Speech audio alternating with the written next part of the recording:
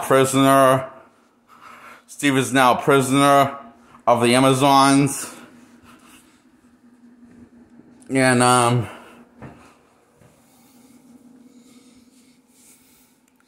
so yeah, Steve is now a prisoner of the Amazons. And after hearing all of this death, that woman was really traumatized and wants to go out and fight and make a difference. And basically says the Amazons to save all life.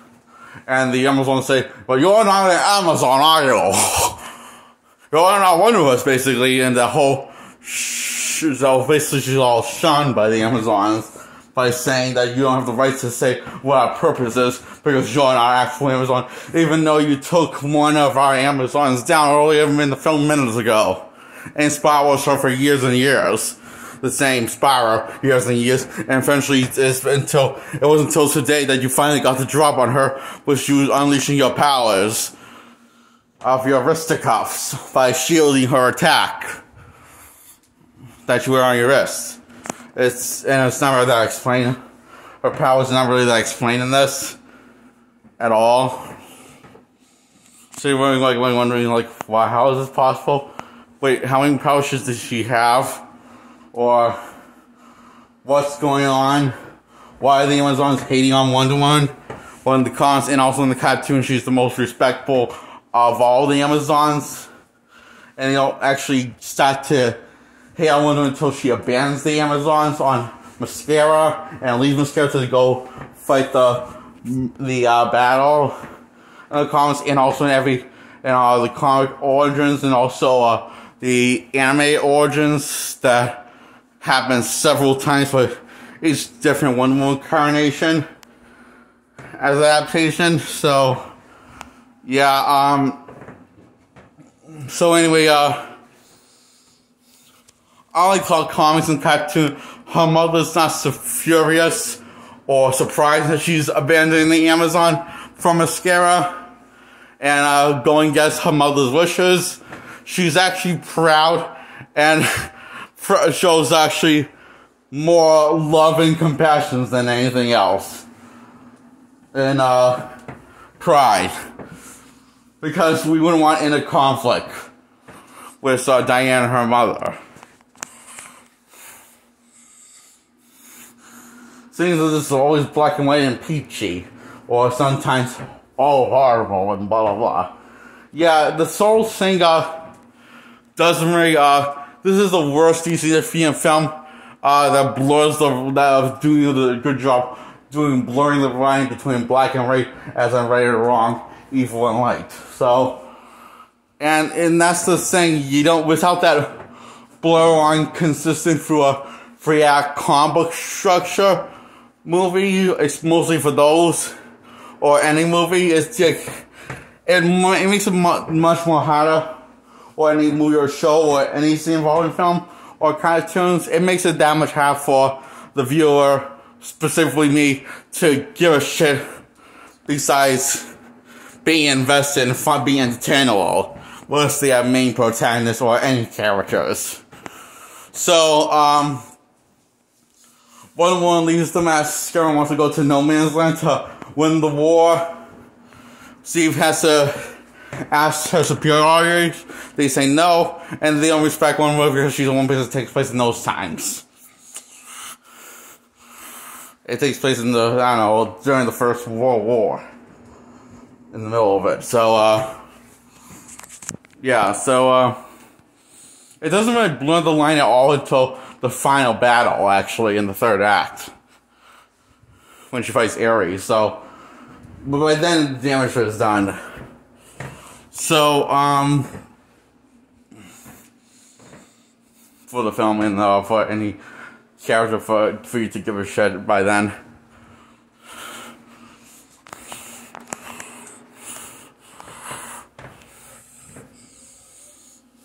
Oh, and the top part, seeing Wonder Woman reaction to Steve is absolutely laughable because they play in slow motion, like dramatic slow motion, like Steve. She says,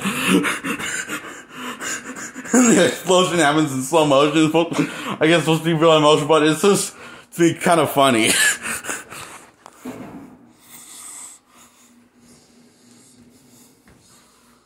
Especially that's so love of legend, only known the guy for a few days, and then that's so love the love of his life before the climax starts. Because they confess their loves to each other before the climax starts, as explained in flashback during the climax with her and Ares. So Wonder Woman goes to No Man's Land, defeats the war after Superiors says they're not allowed to go to No Man's Land, but Steve and his crew take to No Man's Land and knows it's a bad idea. We know he's telling the truth because he has the last full truth and going to explain how much a bad idea is, and even though he's willing to do it. So they go to No Man's Land. Wonder Woman wins the war against No Man's Land by fighting off all the bad guys. Then have people behind her, the men behind her, back her up. The ones in the army against Steve's crew and Steve himself. That's also now Wonder Woman's crew. Basically, so, she has this big epic moment where she walks onto the battlefield. And it's supposed to be this big epic moment, but it feels like something out of the worst idea of a Van Dyke movie, as in Jean-Claude Van Dyke. This is how it all plays out and it still comes across a bit melodramatic and too serious like a moment, and it doesn't even really feel earned when it's that serious a moment of that, trying to get this epic serious moment. Because again, I really have no any reasons to care about Diana, the main protagonist, and that's the reason why it doesn't really work. Even we have reasons, small reasons, but reasons nonetheless, to care about Steve and the crew. That's why when Steve dies, we don't give a shit, at least I did, and don't really give a shit about what else in this movie, outside of her smoking ass and her, her hooker outfit. Yes, I wouldn't call yes, I will call her that a hooker outfit, because she is a hooker to me when I'm masturbating. So yeah, y'all ladies, and I now if it was the real one for the kind, I wouldn't say that's a hooker. If I say that's for making silly, she makes this with such confidence and just curiosity and anger and stuff, and because her strong personality in the comics. But that just was there was no confidence. Also, she just I love how they play Wonder Woman as this, they try to inject feminism. Fuck feminism, because it's just some of the stupidest thing that you could do by making Wonder Woman like a fumble, compassionate, naive, and clueless. And, as a pacifist, what comes across as one. Because she's a lover, not a fighter at heart. She can fight. So, that just sounds like the most biggest piece of pussy on the planet. I don't mean that the sexual way, I mean that the insult way. And also the sexual way, okay?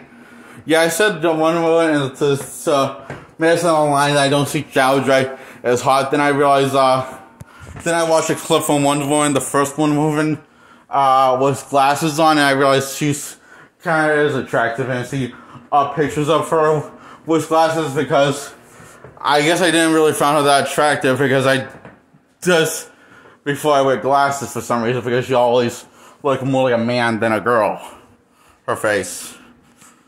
So, flat, dull, dry skin, blurry, to the point it makes you dizzy looking at her face, and disoriented.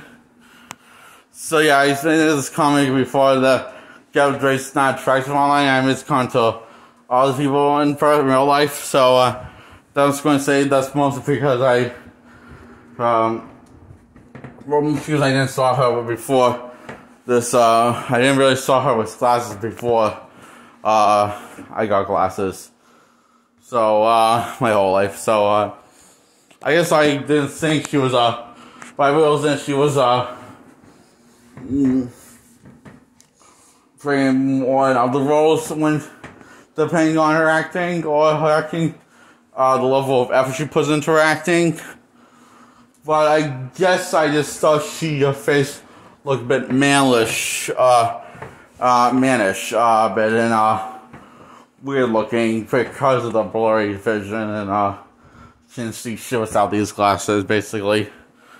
Ideally, so yeah, so woman puts the end of the war ends on No Man's Land, and then going to kill this guy that she assumes is Ares just by a hunch, or not that she has any fact or reason to bake this up other than this her gut feeling that this guy is Ares, when it turns out that it's the other guy that helped one early on the film. So the main bad guy called has been poisoning people, making poison gas bombs with this doctor character, doctor character called Dr. Somethings, and is not really the bad guy of the film, but nearly a pawn along with the doctor in the game, because it's all been controlled by Ares. And he points out the fact he didn't start the war. He said these wars start on their own because of people, hatred towards each other, and their irrationality towards each other in general. It basically is all human nature. And he makes an offer to Diana in the third act, after she kills the bad guy. Turns out that wasn't Ares, and people are still fighting, so that's not Ares. Completely in denial that she could be wrong. And Steve points out that he doesn't have the answer. It's just like sometimes these things just happen. It's not always one source, it's multiple sources. And he doesn't have the answer to and Diana says how this is none of my fault. The dead man is obviously sleeping. Diana, she's calling dad now for admitting that she was wrong, or that she was Papa's war. So she says Ares, and then she says to her, Ares, her boyfriend, Steve, and she says, okay, well maybe it's my fault. I don't know whose fault it is, to be honest with you.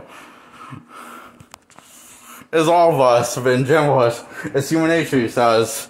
Basically, he's saying the exact same, but less similar version of what Ares is saying. So because he's saying, so yeah, was a cynical point of view of everything Ares has of human nature and stuff.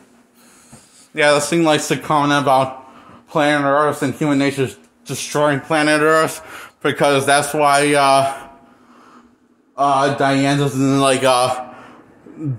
join Ares' force, and why Ares doesn't win, because in order to save the planet and bring it about to this rich, colorful, luscious paradise, we have to kill the human race, make them extinct, and then we can bring back this world to its heavenly beauty, its true natural organic, and all of this natural organic sources, and blah blah blah, that crap.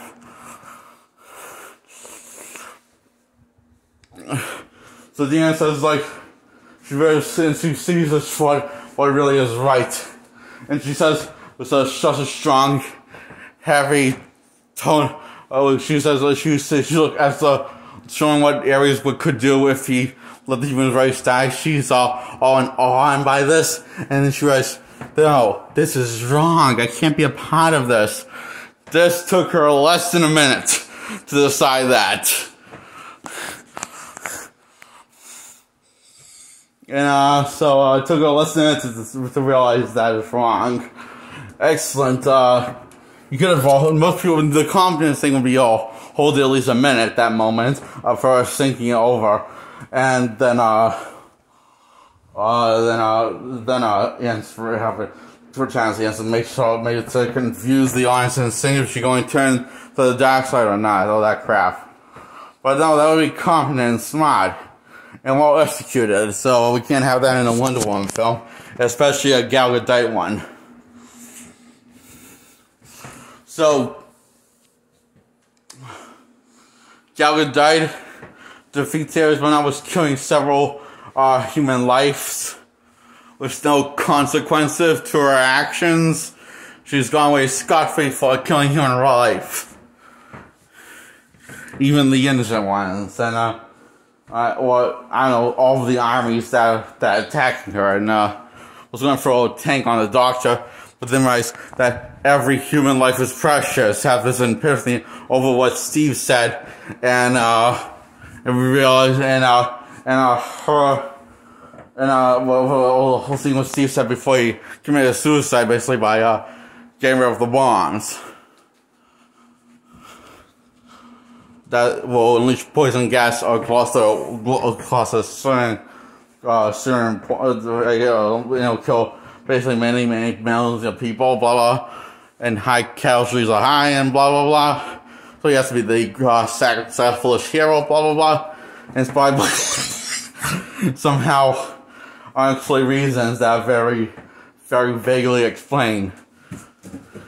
And so, because Steve is inspired by one woman is inspired by Steve of his last few words after he confesses her love to her. At the same time, and then confesses his love to her in flashback. This is what he did while he gave her the watch. And of her, his last few words were basically his confession and feelings for her, and gave her the watch while saying "I love you." So yeah, that's the answer to human life. To save all human life is love, basically.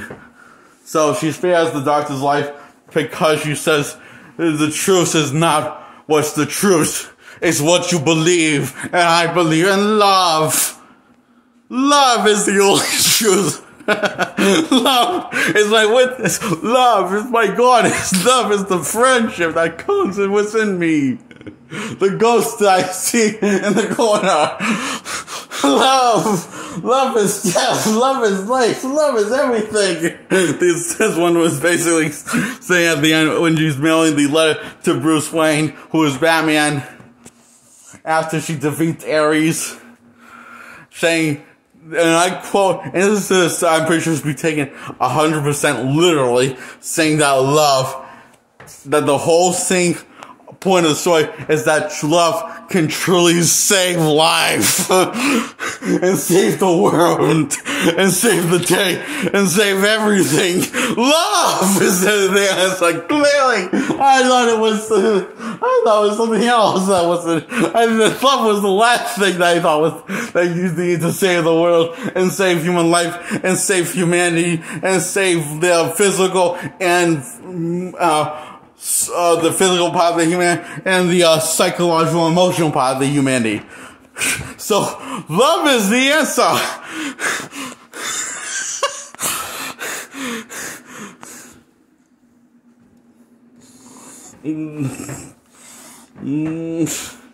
So yeah, that's why it's the whole thing. Why it's always said about this is why this gets a 10 out of 10 on a guilty pleasure.